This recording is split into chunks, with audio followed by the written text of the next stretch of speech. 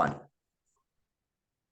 Hey everyone, it is Dr. Pullen here from Superior Chiropractic and Rehab, and I have one of my very, very special guests who I met while I was out in chiropractic school, and she would always come by the house and hang out with all of us all the time, and she is just brilliant when it comes to the idea of nutrition.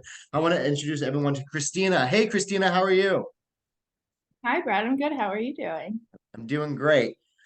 Thanks so much for joining us on this early morning podcast. I know it's 8 o'clock in your neck of the woods, so you're probably just getting ready for your day. So I won't take up much of your time, but if you don't mind, before we get rocking and rolling, can you kind of just introduce yourself and what you do for your community? Yeah, for sure. I'd love to. So like Brad said, my name's Christina. I am a registered dietitian. I am currently based in New York, in Queens, New York, particularly.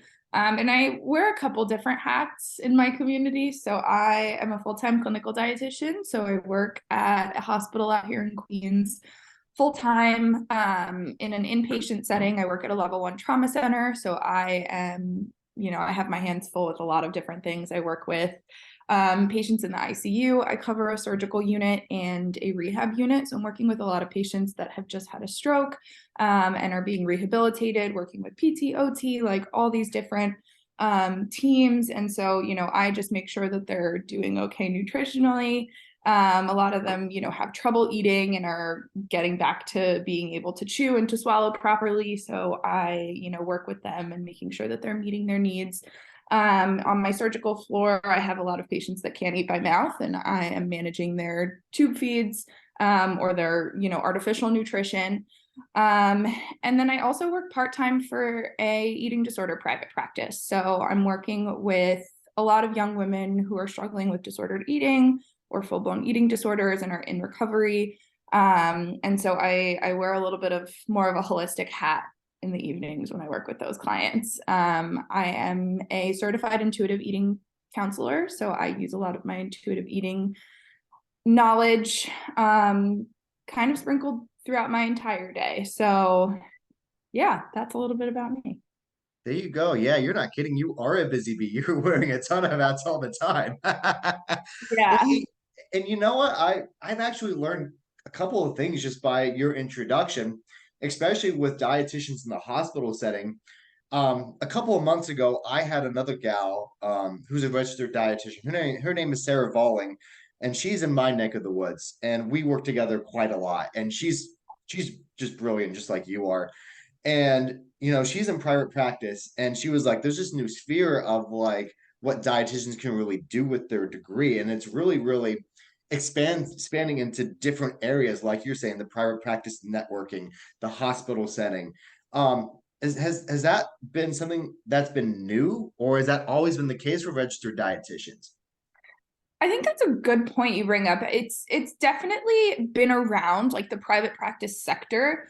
I think it hasn't been really talked about, especially like, when we go through school, it's pretty standard, like this is what you do when you get out of school, like you work in the hospital or you work in food service or there's like three things that you can do. And I think as the years have gone by, and especially in the last decade or so, a lot of people are breaking into a lot of new like worlds in the nutrition world. There is so much that we can do as registered dietitians that wasn't taught to us like on paper. And it's really honestly inspiring seeing all these people break into all these different roles and seeing how many things I can do. And I've loved working in the private practice world. It was something that I knew I wanted to do, a couple years ago when I was in school and never really knew how to branch into.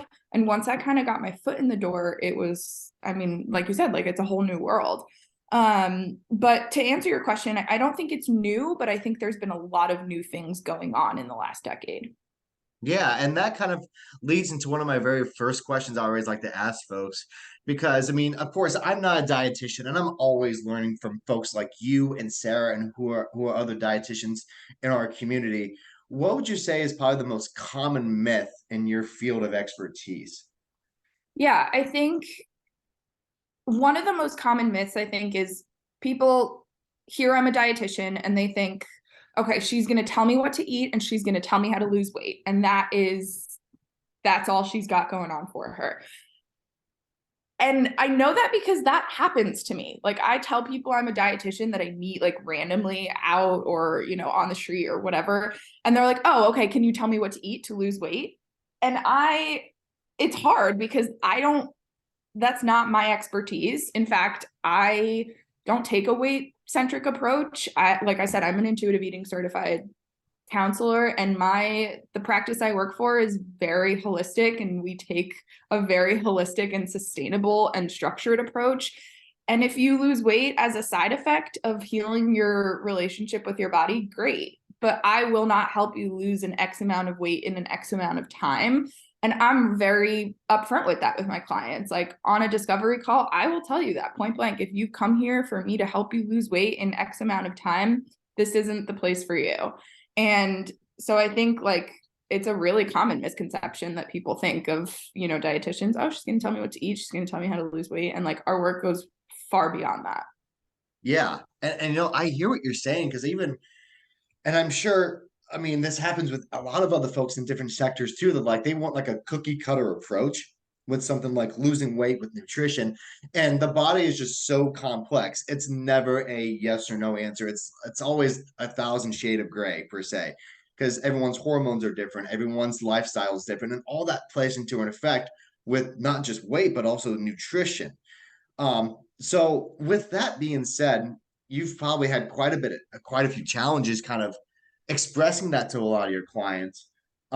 What's been your game plan? And I know you mentioned about on the discovery call, you're very transparent and you say, hey, this is kind of what it is. If you're looking for this, we're just not the great facility for you, provider for you. What's been your strategy for overcoming a lot of those objections?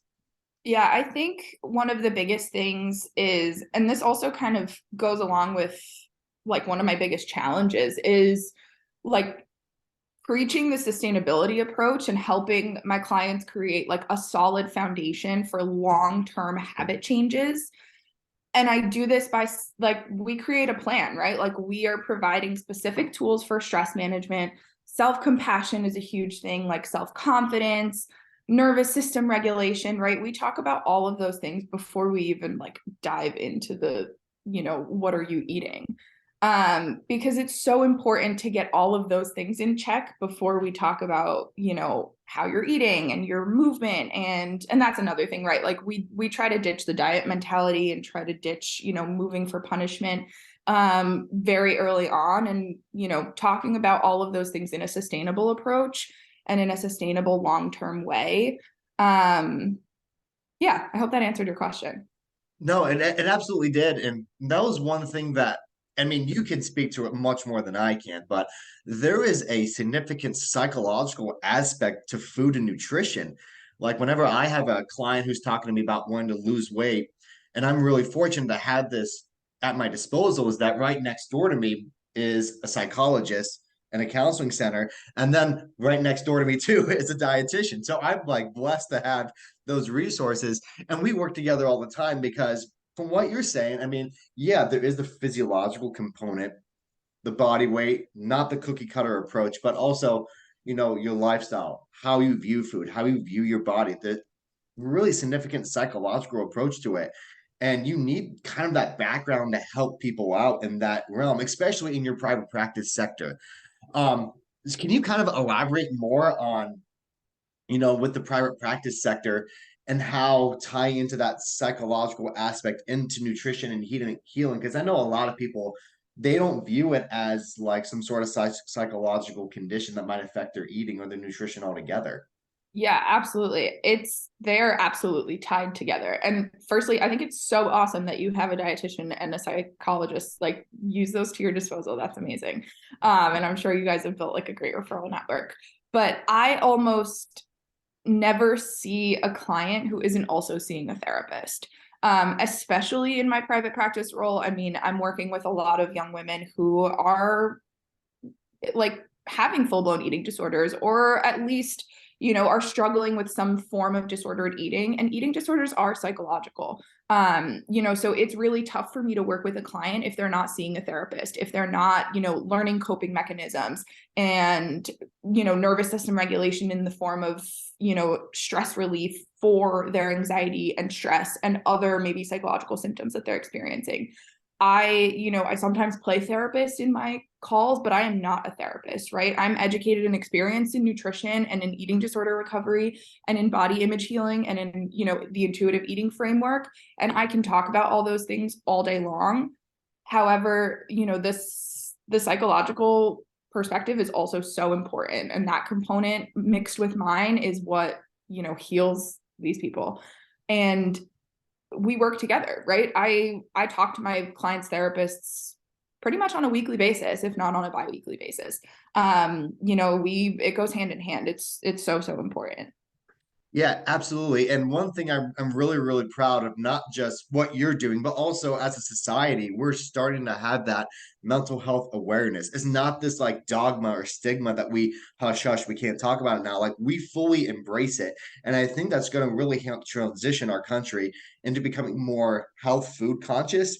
Instead of going for more convenience, we're trying to go for more like healthy options that's going to help us in the long run. And I just love the fact that you're tying that into your practice. Not a whole lot of folks are doing that, and that's really, really admirable. I'd love to see that.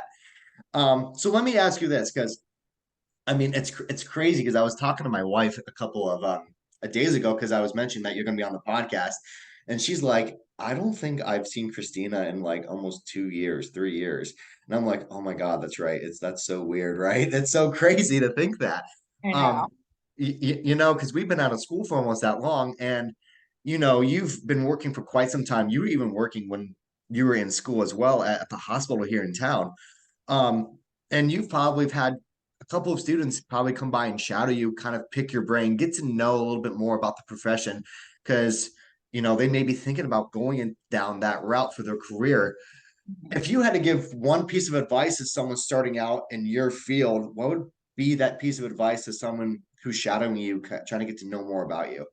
Yeah, for sure. And I get interns all the time at the hospital. It's part of our curriculum. It's part of, becoming a registered dietitian is we have to have 1,200 supervised hours, which a lot of people don't know, which I could talk about that all day long. It takes a lot to become a dietitian. But yes, we go through an internship. You have to go through supervised hours. So I get students all the time at the hospital. And I think, and I have said this to a lot of them, because I wished somebody had said it to me, is go through all of the motions. Like you have to immerse yourself in every single experience. And we are privileged enough to have to do this through our internship, is you have to do a certain number of hours in clinical, a certain number of hours in community, a certain number of hours in food service. And you may like dread some of these. Like I remember really dreading like being in the kitchen in the hospital. I did not want to be anywhere in the food service world. It was not for me. I like knew what I wanted to do and the path that I wanted to take. But I remember learning so many things that I wouldn't have learned if I hadn't been in that role. And then same with, like my first job post graduation, it maybe wasn't my top pick, but I learned so much. And so I think it's so important for you to immerse yourself into all of these different, roles before you can really decide what it is you want to do. And I kind of touched on this a little bit before, but there are so many things that you can do as a dietitian. And it's really like we have the privilege of being able to kind of wear different hats. And so it's so important to like do all of those things before you really settle into your role. Yeah, and no, and that's something that I really appreciate from what you said, because even with one of my great mentors, he had a really bad experience and had a really great experience, and he said he learned a lot. He learned what to do and what not to do. So even if you go through an experience and it's not going to be your cup of tea at the end of the day, you can definitely take something away from it that you can apply it to your personal practice. I kind of want to touch back on something that you mentioned about how dietitians go through a 1,200-hour internship, which is just, oh, that's outrageous. That's a lot of education and time spent. And Yeah. the public doesn't know that. And I can tell you a quick story. I actually had someone in my office yesterday when we were doing a new patient consultation. And they were like, "Yeah, I have low bone density. My doctor says I need to be on calcium and phosphorus and all this different stuff." And And they were asking me questions about like what should I take, and I'm like, this is just out of my realm. You should go see this dietitian. And they were like, I have a nutritionist. I don't need to see them. And I'm like, whoa, whoa, whoa, whoa, whoa, whoa. There is a huge difference between a dietitian and a nutritionist. And since you're a dietitian, I mean, you definitely know the difference between that. Would you mind elaborating on the educational requirements you need to become a dietitian? Yeah, I'd love to. So, the term nutritionist isn't regulated. You can call yourself a nutritionist. The patient that you had yesterday sitting in your office could call themselves a nutritionist. Joe Schmo can call himself a nutritionist. Like, it is not a regulated term. In order to be a registered dietitian, you have to first go through an undergraduate degree and have a number of prerequisites, including like biology, chemistry, biochemistry, organic chemistry, all of these science courses that give us our foundation, in addition to a lot of nutrition courses. You then have to apply to be in a dietetic internship. And the way that this works is similar to how residency works for doctors. So we apply to these programs and then they essentially rank us and we are put into an algorithm and there's a match day, just like there is for residents. We get an email on a specific time on match day and it tells us you matched or you didn't match. And there's actually a 50% match rate, which is extremely low. So there's a 50% chance that you won't match to your preferred program. And in fact, I didn't match on match day. And so the day after match day is called scramble day, and there are all these programs that haven't filled all of their slots because remember it's an algorithm, so not all the slots get filled. And they say, hey, we have a couple spots, you can apply, which is how I ended up in St. Louis. I applied to all of these programs, I got accepted into one, and I found my way moving to St. Louis. So then you do your 1,200 hours. And I was fortunate enough to be in a program that was a combined master's program with a dietetic internship, which is another step to becoming a dietitian. Come 2024, that is also a requirement, is to have your master's degree. Luckily, I was grandfathered in. I mean, I have my master's degree, but my generation, some people don't, but we were grandfathered in. In 2024, it's a requirement to have your master's degree to sit for the RD exam. So that is the final step to becoming a dietitian. Once you've completed your 1,200 supervised hours, you have all of these courses under your belt, you then have to sit for a board examination. And once you've passed that, you are a dietitian. So yeah, that's all the steps. Yeah, that's pretty rigorous. And holy cow, I always thought that it was just the undergraduate degree, the internship, and that internship was kind of like funneled into your undergraduate program. It wasn't like a separate master's degree or anything else like that.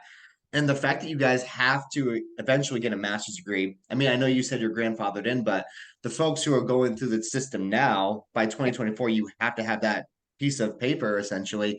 Kind of gives you guys a little bit more credibility than, like you said, the Joe Schmo who just says, oh, I search up on WebMD, you need to have this for X, Y, and Z. So I really appreciate that. It gives you guys a lot more credibility behind what you guys are saying. And we definitely need that in this information age. Because I mean, you can type in nutrition advice on YouTube and you have no idea if it's good or bad. Exactly. And I think, it's also important to note that there are a lot of good nutritionists that have gone through, maybe some of the coursework in their undergraduate degree. Maybe they have a degree in nutrition and never went through all of the steps to become a registered dietitian because it's rigorous and it's expensive. You pay for the internship. We are doing 40 hours of work for, X amount of months and we are paying them. I didn't get paid to work in the hospital. So it's an expensive degree. So that is to say that there are some really great nutritionists that know their stuff. However, it's important to know who you're working with. Yeah, definitely. I couldn't agree with you more. Because for me, I mean, my thing is credibility for anything. I'm not going to send someone to put my name behind that referral if I don't think that they have one, the educational requirements, and two, the credibility to actually what they're saying is legit. And I just love the fact that you really stand behind that motion. So, what was it? You've been in school for quite some time. Holy cow! And then you've been in private practice and working in the hospital setting too. During all of that time, you've had to have come across just people that you really admire and look up to. What would you say? Who would you say is probably your most important and influential professional mentor? Yeah, I love this question. And you're right. I've been through, like so many different inspirational people that have helped me like come to the point where I'm at. And I would say my most inspirational mentor is Katie Corradino. She's my current boss and an amazing friend and an amazing mentor. She is the founder of Full Soul Nutrition, which is the private practice that I work for. And she, took me under her wing almost 2 years ago and, has taught me a lot of the things that I know. She, introduced me to the intuitive eating framework. I had known about it before. I had read the book. I was really interested in that sort of, framework in the nutrition world, but she really pushed me to, get my certification to be a certified intuitive eating counselor. She taught me a lot of, the holistic and other like healing modalities that we use. She's huge on breath work. So we have a lot of fun together, and she's just an amazing practitioner. Oh, that's phenomenal. I'm gonna have to definitely look up her Instagram handle or just her website just to learn more about her because I'm always trying to build my network too and just trying to learn folks like that who are in that mindset of like the holistic side of things. Because nowadays, I mean, everybody wants that quick fix. If they have pain, they want an opioid pill or they want surgery. They don't want to essentially have to put in the work to get a long-term better solution. And that really seems like what your mentor is really trying to advocate is saying, hey, we need to take this holistic whole body approach on how we can help your body heal at its best and fullest capacity, which I just love to see. I know I'm taking up a lot of your time, especially on this Friday morning, which I know is really early in your neck of the woods. So I only got three more quick questions for you, and then I'll let you sneak out for the day. We've kind of touched on it already, especially with the new mandate curriculum achievements that you need to have to become a dietitian with that master's degree, the 1,200 hours of an internship, just to have that great credibility, like I mentioned. What are some other changes in your profession that you're most proud of? Yeah, I think, we touched on this a little bit, and I think it kind of all like goes hand in hand. But I think just the progress that we've made in moving away from such a weight-centered approach, and there's still like so much work to be done. So many people are still pushing for like quick fixes for weight loss. I'm sure you've seen in your world, like there's a lot going on with like Ozempic being used for weight loss and some, medications being used. But we have made like a ton of progress kind of moving away from that sort of approach. And I think that's something to be really, really proud of in my career and in my, in the nutrition and like health world. Good. I love to hear that. And that's really huge too. Is I mean, another thing I love to mention too is that dietitians really work hand in hand with other professionals too. At least for me, whenever I have someone who comes in with a pain issue, I'm really great at treating like mechanical pain, but if it's like an inflammation or that kind of pain response, a dietitian is going to be so much more valuable to that kind of client than I would be any day of the week. And so that's one thing I'm really proud of, but you guys do as well, is that you can also help out in that realm too. So I mean, I tell you, Christina, every time I talk to you, I feel like I learned something new and I just absolutely love it. But I'm really and I'm sure the audience is thinking the same thing. We're learning a lot about, Christina, the dietitian in the hospital setting, the private practice setting, what you do for your community and how you help everyone stay active, strong, and healthy with using food as a resource. Um, let's learn. I want to learn more about the person as well. So if I had to ask you what your top three podcasts would be, what would they be and why? I love this question. I have to admit, I was not a podcast person for a very long time. I really disliked them. I could just never get behind them. I'm much more of like a reading a hardcover book kind of girl. But I've recently been trying to listen to them more, especially because I commute. I take the subway in New York, and so I have a good amount of time in the morning where I'm, just sitting on the train doing nothing. And so I either, I try to read, but sometimes I'll listen to a podcast. And first and foremost, I have to shout out Katie's, my mentor's podcast. It's called Whole, Full, and Alive, and it's wonderful. She talks a lot about just like her personal experience. There's a little bit of nutrition in there, but it's really not nutrition based at all. She has, similar to your podcast, Brad, she has a lot of other types of professions on there. She has like body image coaches and like financial advisors. So it's really wonderful. And she talks a lot about like her personal life and her breakups and her, just it's wonderful. So first, that's my top pick. Second, I love the Huberman Lab podcast. I don't know if you've heard of that one. I mean, it's pretty popular in the science world. Oh yeah, I know it very well. It's an awesome podcast. Yeah, so if I want to learn something, I think I go there.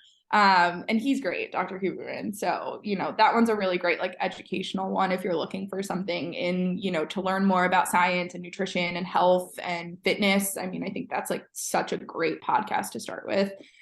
And then the third one would be it's called We Can Do Hard Things with Glennon Doyle. She wrote the book Untamed. And it's another just really great like motivational inspirational podcast. She just talks about like hard things in life and how to deal with them, and it's really great.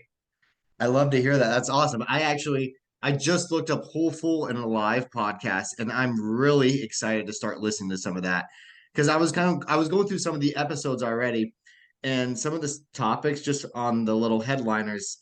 I mean, it already has my attention, so I'll be reading that, not reading it, listening to it today on my commute back home. So thanks for that recommendation. I love it. You're welcome. I hope you. Um, Pardon me? I said you're welcome. I hope you love it. Oh, definitely. Okay, so I know you said that you're more the kind of gal that's gonna read cover to cover on a book. What would be your top three books? Yeah, so I mean I'm a total girl. Like I love anything like Colleen Hoover. I just finished It Ends With Us and It Starts With Us. So I love those types of books. And you can catch me reading those mainly. So like fictional, girly books. Um, and then I love the intuitive eating book. I've read it cover to cover several times. And if you haven't heard of it, you should totally read it. It's great. It's written by two dietitians, and they kind of created the intuitive eating framework, so it's wonderful. And then I love Tuesdays with Maury by Mitch Albom, probably one of my top 10 books. It's such a quick and easy read. You can get through it within like a couple hours, and I recommend it to pretty much everyone. Awesome. Awesome. I'm definitely gonna have to look up some of those books, and especially the intuitive eating one. I mean, I'm always trying to learn, and I know it's something I'll probably never actually apply to my practice because it's just out of my wheelhouse and I don't have the exact credentials to practice that, but I'm always trying to learn to help people guide them in the right direction. So I love that absolutely. Well, Christina, I really appreciate you taking time out of your busy Friday morning to talk to us. If people who are listening to this and they want to learn a little bit more about you and what you do in your private practice, what's a good way that they can reach out to you? Yeah, you can always find me on Instagram. My Instagram handle is Christina CRD. Sorry, I just had to look that up to make sure that was right. Christina RD. You can always DM me on Instagram or, find me there. And you can also find the link to the Full Soul Nutrition page in my bio there. And you can always send us a message through there if you're interested in working with us. But yeah, I would say Instagram's probably the best place to reach me. Okay, sounds great. I love it. Well, hey everyone, I really appreciate Christina you coming on to this podcast and just talking to me and educating the masses about nutrition because we always need more of it and I feel like there's just not enough information out there for people to know. So thank you so much for hopping on and I really appreciate it. And that's going to be all today, folks. Thanks again for listening to another episode of Superior Chiropractic and Rehab Radio. Have a great day. Thanks for having me, Brad.